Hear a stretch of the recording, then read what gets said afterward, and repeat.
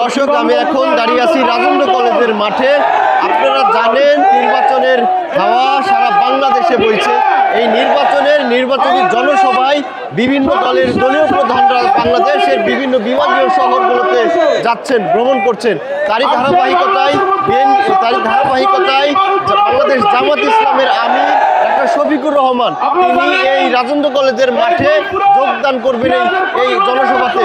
দর্শক, আপনারা জানেন এর আগে তিনি বোয়ালমারীতে যোগদান করেছিলেন। বোয়ালমারী থেকে তিনি ফরিদপুর রাজেন্দ্র কলেজে আসবেন এবং 11 দলীয় জোটের যে প্রার্থী তাদেরকে তিনি পরিচয় করিয়ে দিবেন।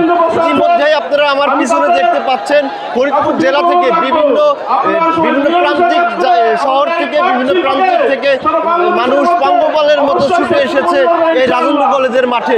কানায় কানায় পরিপূর্ণ হয়ে গেছে এই নির্বাচনী জনসভাতে।